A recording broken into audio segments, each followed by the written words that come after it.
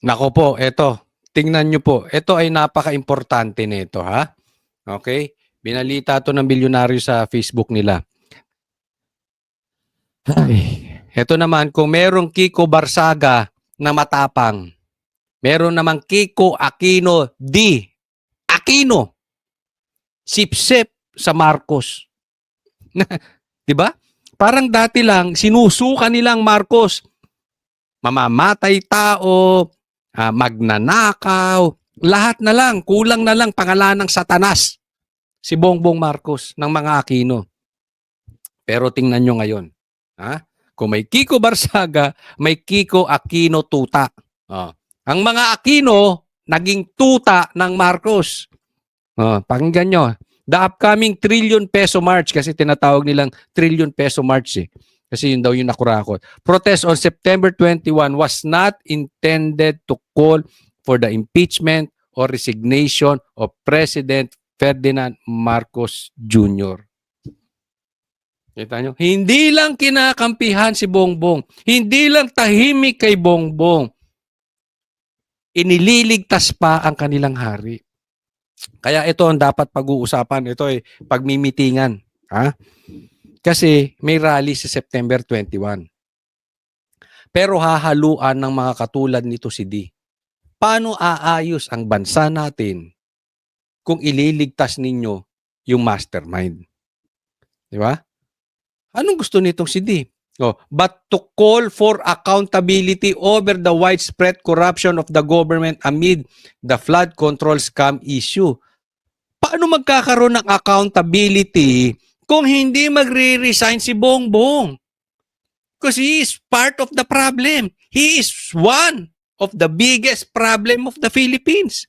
He is part niyang anomalya ng flood control na yan. Di umano. Kailangan may ganon. Di ba?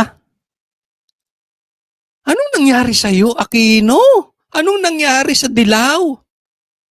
Anong nangyari sa Pinklawan? Talagang kumakain kayo ng tae. Kinain nyo na, kinain mo pa. Kaya yung, wala akong kabilib-bilib dito sa mga Dilaw na to. Wala talaga. Ang nililigtas lang nito sarili. Hindi ba kayo nakakaramdam noon pa? Pinalitan nila si Marcos Sr. Dahil magnanakaw, okay yun. Dahil daw mamamatay tao, okay yun. Sige, palitan nyo. Naayos ba? Mas maayos pa yung panahon ni Marcos Sr. eh. Kaysa sa nung pumasok yung Aquino, dalawa naging presidente, nagkaloko-loko Pilipinas. At higit sa lahat, laganap ang komunista, wag tayo maglokohan.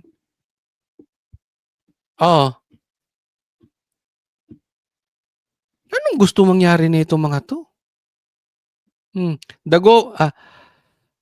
According to the multi-sectoral gathering spokesperson Kiko Aquino D. Hindi ko alam kung paano nila aayusin tong rally na to. Ako medyo naguguluhan dyan. Pero kung sisigaw kayo dyan sa rally nyo na hindi ninyo dapat tawagin ang pag-resign ni Bongbong Marcos, meron ako ikakwento sa inyo. Hindi tayo sasali. Ang hirap ng rallying ganyan. So mamimili kayo? Ito hindi ko na lang papangalanan. Even Banateros, kinausap. Kaya yung laglagan, alam na namin dati pa. Sa katunayan, ako ang unang nakaalam sa Banateros nito. Nagulat sila nung binanggit ko sa SMNI. Kasi may away nga daw yan dalawa. At may gumapang sa Banateros, hindi ko napapangalanan. Alam nila kasi ayaw namin sa kay Tambi. So, ang sabi, sige, banatan nyo si Tambi. Tingnan mo, bulong ng demonyo. Pero wag nyong banatan si Bongbong. Yan yung style.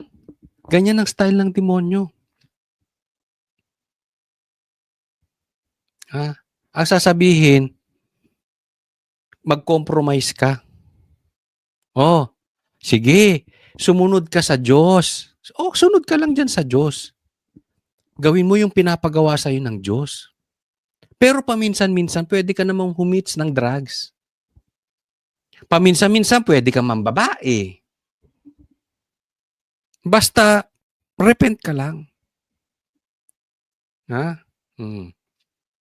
Paminsan-minsan, pwede ka mambugbog, pwede ka magnakaw. Basta pagdating ng linggo, simba ka. Ganyan po ang gustong gawin sa amin.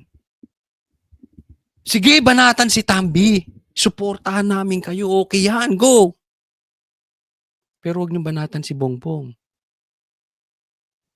Ito sa inyo.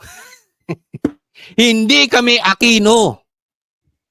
Hindi kami dilaw. Pag mali, mali. Pag banatan, banatan. Hindi kami uto-uto. Kasi yung problema natin, let's say, ang pinakamalaking ninakaw si Tambi. Let's say, for discussion purposes, kasalanan ni Bongbong yun. Ang tagal nagnanakaw. Pinsan mo, nilagay mo kasing speaker. Tas gusto mo maglilinis ka. Hindi ko sinabing si Bongbong ang kumausap sa amin. Pero nakikinabang kay Bongbong siguro. Kaya kami kinausap. Hindi pwede. Anong wag banabanatan? Promeno ba kami? Kaya ako walang bilib dun sa mga vloggers na binabanatan si Tambi pero hindi mabanatan si Bongbong. Hindi kayo tunay na DDS. At yung iba naman, binabanatan si BBM, hindi mabanatan si Tambi. Mukha kayong perang DDS. Gusto mo, pangalanan ko kayo? Alam ko kung sino-sino yung mga vloggers na yan. Gusto nyo marinig? Hindi.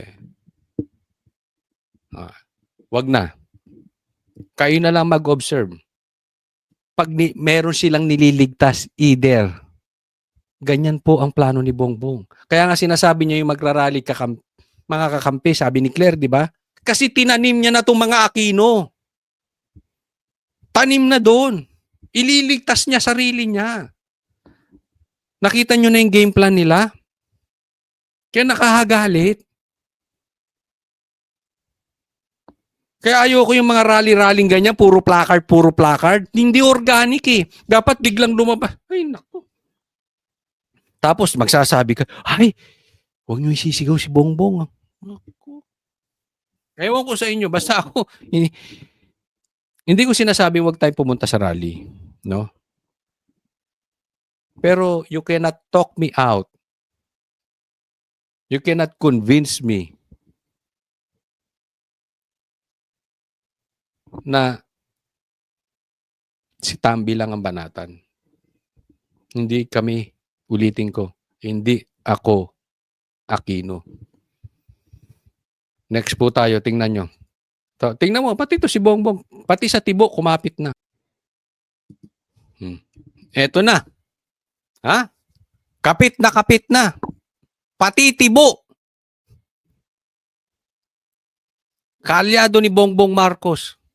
Ha? Humingi siya ng kumpiyansa dyan. Eto, Team Tibo.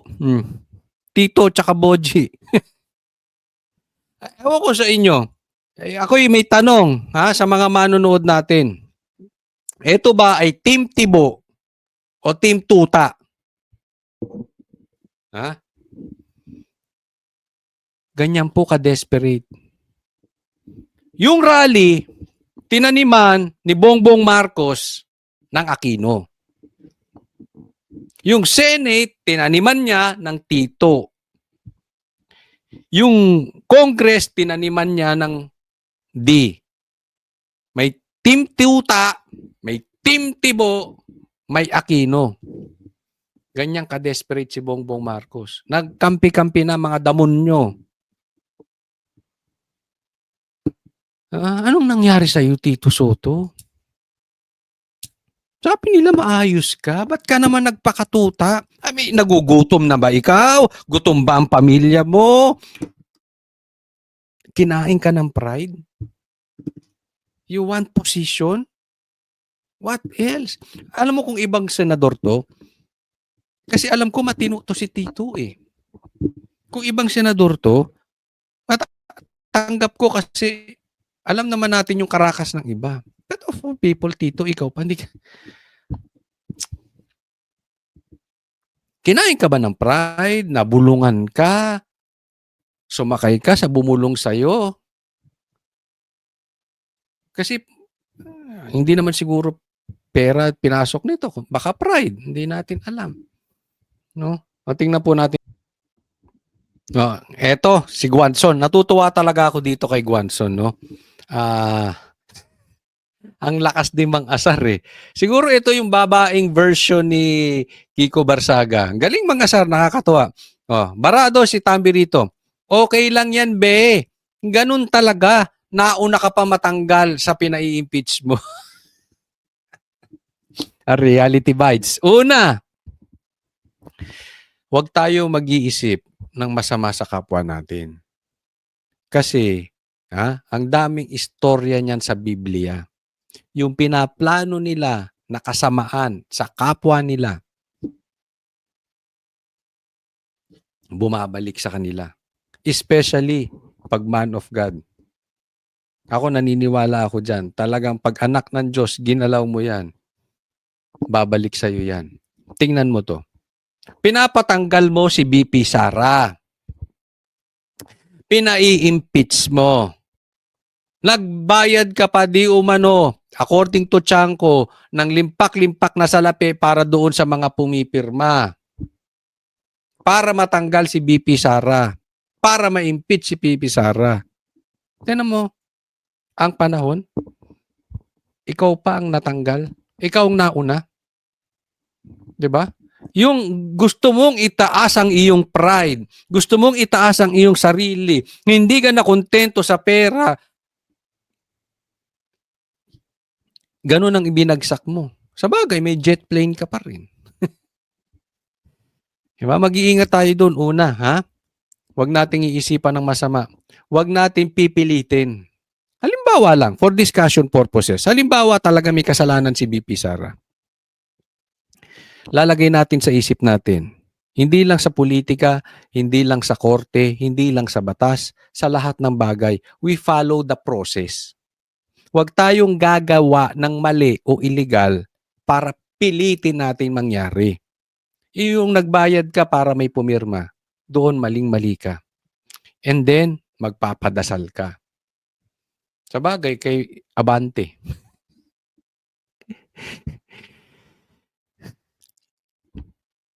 Pangalawa, ako po ay natutuwa pag tayo pong mga tao ay nananalangin.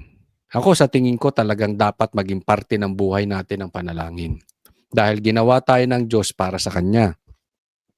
So we should always pray. Naniniwala ako dyan. Pero wag nating gagamitin ang panalangin for our own agenda. Diba? Kasi, alam mo yung datingan nyo dyan? Alam mo nakikita ko ngayon sa kanila? You are like Pharisee nung panahon ng Panginoon. You are hypocrites. Sa labas, parang ang titino ninyo, kung makapagsalita kayo, ang gagaling ninyo, ang linis-linis ninyo, wala kayong kinurap. But in reality, makaligtas kayo sa korte ng Pilipinas. Sa kabilang buhay, di kayo makakaligtas. Ingat po kayo dyan. Ito dapat lesson na to eh. Doon sa iba, kung kayo ay may mata, kung hindi kayo bulag,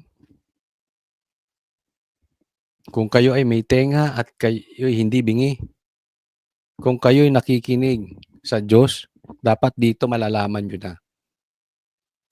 Huwag kayong gagawa ng masama sa kapwa nyo. Huwag nyong pipilitin ang sitwasyon. Di nauna ka. Ngayon, titingnan natin kung magbabagong buhay ito si Tambi. Kasi alam nyo, ako naniniwala sa buhay. Pag tayo ay walang problema, pag tayo ay marangya, hindi natin nakikinig ang Diyos. Pero pag tayo dumadaan sa problema, parang megaphone ang boses ng Diyos para sa atin. Kaya tingnan natin kung ito ngayon ay makikinig. Dahil ngayon dumadaan siya sa problema, kaliwat kanan, makakasuhan pa to. Diba? Tingnan natin. O, next po. Ito naman, tingnan naman natin itong sinabi ni Kiko Barsaga. Hindi makukulong si Romualdez habang si Marcos ang Pangulo. Ako, naniniwala ako dito. At ang ganda ng hashtag niya, tingnan nyo. Dati ang hashtag niya, Philippines versus Romualdez. Ngayon, nag-resign na, tagumpay na, partially, Philippines versus Marcos. I agree with yung hashtag niya. Marcos resign. Again, I agree. I agree dito kay Kiko Barsaga. Hindi makukulong si Romualdez. Alam mo, pinuntahan nito, di ba? Pinatawag to si Romualdez at pumunta naman si Romualdez dun sa Office of the President. Ulitin ko yung sinabi ko, no, na hawak nito eh. Hawak nito ang pera. Maraming pera to si Tambi. At the end of the day, magpinsan din to. Bagamat sila may away, wag po nating palulusutin. Wag nating, kasi posibleng meron na silang kasunduan. Hindi ko alam kung may involved na pera, or may involved na posisyon, or may involved na kondisyon, di ba? Pero hindi imposible na merong kasunduan to. Posibleng sinasabi ni Tambi, hoy, wag mo na akong paligtasin mo na lang ako dito. Di ba? Hati tayo. At alam ko meron ka rin namang nakuha. So hindi na kita ididiin, wag mo na lang ako idiin. Diba? Kaya hindi makukulong to si Romualdez hanggat nakaupo si Bongbong. Kaya wag tayong papayag. Ito nga may komentaryo gusto kong basahin. Ewan ko kung na-screenshot ko. Ganito na po ang kuntsabahan. Sabi ni Sas dito, why is Kiko distancing their trillion peso march from being an anti-Marcos demo? Dude, did you disclose to your followers that Lisa Marcos Araneta is your relative? Si Lisa, kamag-anak, di umano ng Aquino, si Kiko D. Same na yan. Si Marcos naman, kamag-anak, si Tambi. Hindi na rin maglalaglagan yan hanggang dulo. Hanggang dyan na lang yan. Hanggang ano na lang yan. Hanggang for show. Kaya nga sabi ko, wag natin papasukin yung balitang about China na naman. Wag. Dapat managot si Tambi, dapat mag-resign din si Bongbong Marcos. Wag natin tatantanan, rolling na po tayo. Nasa momentum na po tayo. Total, may mga tumutulong sa atin, si Guanzon, si Kiko, di ba? Maraming nagsisiwalat ng Hindi lang yan, marami pang lumalabas. Andyan na ang sundalo, andyan na ang mga pulis. So, tulong-tulong lang tayo, wag bibitaw. Eto, hinamon ni Kiko Barsaga si Tambi, natakot. May mga security pa. Tingnan nyo to. Pasok sa office speaker, totoo po ba? Medyo mainit pa yung ulo niya eh. Pero kakausapin ko ulit. And hopefully, we might be able to get inside and have a personal heart-to-heart talk. Ayan, tinatanong, nagkausap ba kayo? Pinuntahan niya, mainit pa ulo, hindi sila nagkausap. O, tuloy. Anong paliwanag? Ha? Anong paliwanag? Hindi, kasi may... Okay. Hindi, sabi lang ng guard doon na a private meeting, nag-sorry siya sa akin. Sabi niya hindi ako makakapasok sa office ni Romualdez. And I said, that's fine, you're just doing your job. It's okay, but just please tell Martin Romualdez that... Kung dito lang tingin ko. Yes. Sabi lang kay Martin Romualdez na nabaltaan kung gusto niya akong kausapin last week, and I'm open to having a private conversation with him. And I like to congratulate him on his graduation from House. Ang tapang talaga nito si Barsaga, no? To si Kiko. Pinuntahan niya. Okay? Pinuntahan niya pa to si Tambi. Ayan. May security. Kakausapin, hindi siya pinapasok. Hindi daw siya kakausapin ngayon ni Tambi. Yan ay lantarang paghahamon. Isipin mo, ikaw ang nagpatanggal. Totoo po ang chismis na talagang magkaaway ang itong D at itong meow-meow na ito, ang pusa at ang buwaya. Magkaaway po talaga. Pinuntahan niya pa siya. Isa siya sa nag-trigger. Alam naman natin, yes, maraming naging cause ng kanyang pagkakatanggal. Lalong-lalo na kayo, taong bayan, dahil sumigaw po kayo ng inyong nararamdaman. No? Kayo ang major player dito. Pero alam din natin na talagang binabanatan talaga nito. Isipin mo, pupuntahan pa sa opisina, may security pa. Buo ang loob ng mama na ito. Daig pa nito si Bongbong Marcos. Alam mo, sana lang itong si Kiko Barsaga, sana walang sapak. Kasi sinasabi may sapak daw to eh. Hindi ko alam kung totoo yun o hindi. At sana sa ngayon, maganda ang kanyang ginagawa. Talaga namang, diretso siya. Hindi yung save the king. Wala po tong save the king. Talagang binanatan si Tambi. Binabanatan pati si Marcos. Parehas. Oo, matapang talaga. Kaya lang, sabi ko nga, baka mamaya in the future, pag nakaupo na to na magandang posisyon, maging tuta, parang si Tito Soto. Diba? But anyway, saka na muna natin problemahin yon. Let's not worry about tomorrow, for tomorrow will take care of itself. So dito muna tayo. So far, maganda ginagawa niya. Hopefully, ito ay isa sa mga, alam mo yung mga batang politiko ang gagaling ngayon. Leadership. Pero si incoming speaker, makakausap niyo? Hindi ko pa nakakausap. But I'd like to Pero nandiyan daw siya sa loob eh. Mali mo ba ako yung incoming speaker? Umaasa pa rin kayo? Well, there's always hope. Ano mang expected mangyari mamaya sa plenary? Plenary, well, we have no expectations. But if ever they elect another speaker that is... Kasi posible yung magiging bagong speaker ngayon ay yung pro-admin si Boji D. Deputy Speaker siya ni Romualdez. Yes, si Boji D lang ang na-promote, ano? Feeling ko pag siya yung naging speaker, mauulit yung issue na to next year kasi parehas lang sila ni Romualdez. Both under Marcos, walang mangyayari dito. We'll go to the same problems if we elect the same people. Tapang talaga. Pati si Boji, binanatan na agad. Walang mangyayari. Ako nga, sabi ko, bigyan natin ng pagkakataon si Boji. Si D. Okay? Pero, sumasang-ayon ako kay Kiko. Sa tingin ko lang, same banana yan. Hindi naman maglalagay dyan si Bongbong Marcos nang hindi niya tuta eh. Kita mo ang ginawa, pati si Cheese pinatanggal. Para ang nakalaupo, tuta niya. Yan din yan. Ako sa tingin ko, yan din yun. No? Pero hindi kayo in-invite ni incoming speaker Boji D para sa meeting today? Kasi ang daming congressman dito na... Hindi niya ako in-invite pero hopefully pag nakita ko siya sa plenary, we can talk about his future programs and plans. At kung sakaling ma-convince niya ako na mababago niya ang administrasyon at ang House of the People, then maybe I will also support him in the speakership. But if I deem him worse than myself, then I will still vote for myself, even if I'm the only one supporting myself. So ang paka nyo lang dito today? Ang sakit, no? Kung ang nanalong speaker ay itong ang tumakbo ito si Kiko, talagang nililigaw niya. Wala naman siya, hindi naman siya kumandidato. Nililigaw niya lang sa media. Magaling mag-play ng media to si Kiko. Hindi naman siya talaga eh. Si Boji tumakbo, wala namang kalaban as speaker. So pero sinasabi niya gusto niya maging speaker, 'di ba? Ang daming naninlang, ang daming naligaw nito. Pero ginugulo sila.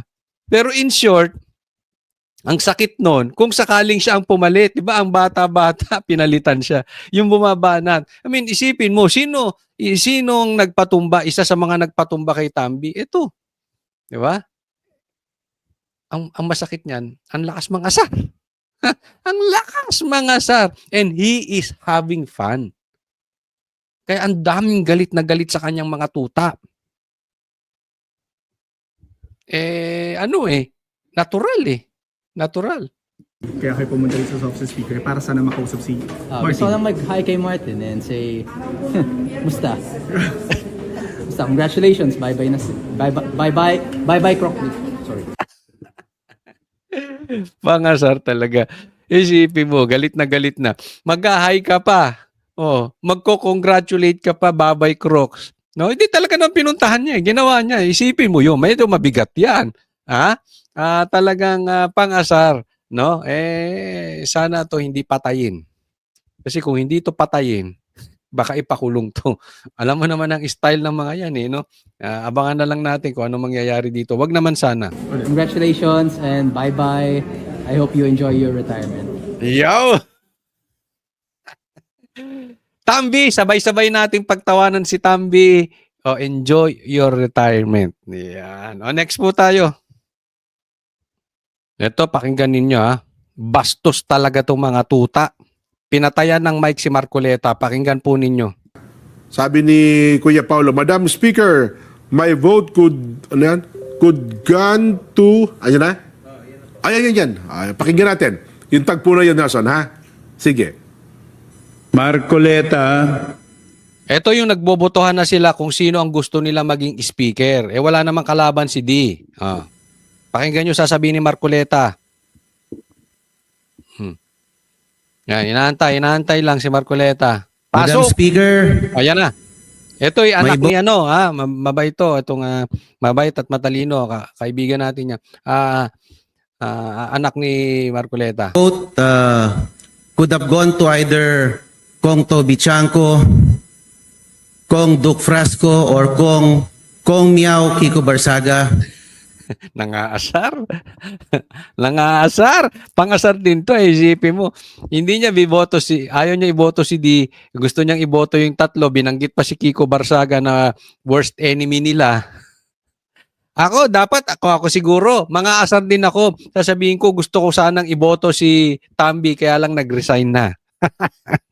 But since they are not on the list, because I think they're not ready to run yet, maybe at least not for now, I think the House needs a major institutional change, Yon. institutional reforms, not just cosmetic changes. Yon, hindi panglabas na palit.